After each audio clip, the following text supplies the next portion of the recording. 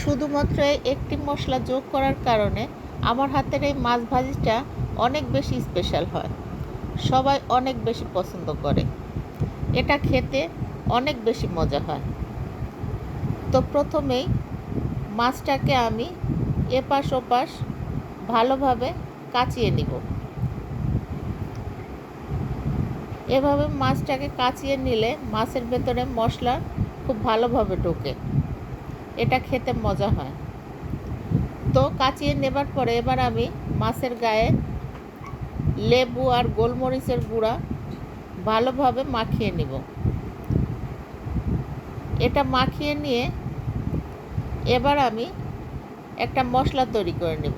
তো প্রথমে আমি 1 চা চামচ রসুন বাটা, 1 চা চামচ আদা বাটা, পরিমাণ মতো হলুদের গুঁড়া, মরিচের গুঁড়া,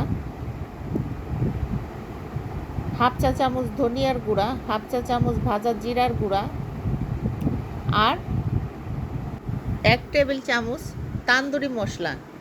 এই মশলাটা অবশ্যই দিবেন। এই মশলাটার কারণেই মাছ ভাজি অনেক বেশি টেস্টি হয়, এটা মিস করবেন না। স্বাদ মতো লবণ আর হাফ চা চামচ ভাজা জিরার গুঁড়া আর সামান্য একটু গরম মশলা আর সরিষার তেল দিয়ে আমি মশলাটা মাখিয়ে মাছের গায়ে ভালোভাবে মেখে নিব। এমনভাবে মাখাবো যে মাছের কেচে নেওয়া জায়গাগুলোর মধ্যে মশলাটা ভালোভাবে ঢুকে যায়।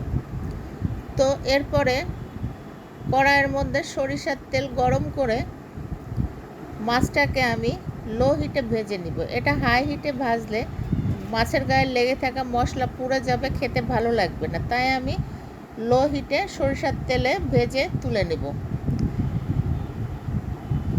এই মাছ ভাজিটা খেতে সত্যি অসাধারণ হয়। এটা ভাত, পোলাও, খিচুড়ি সব কিছুর সাথে পরিবেশন করা যায়, এমনিতেও খাওয়া যায়।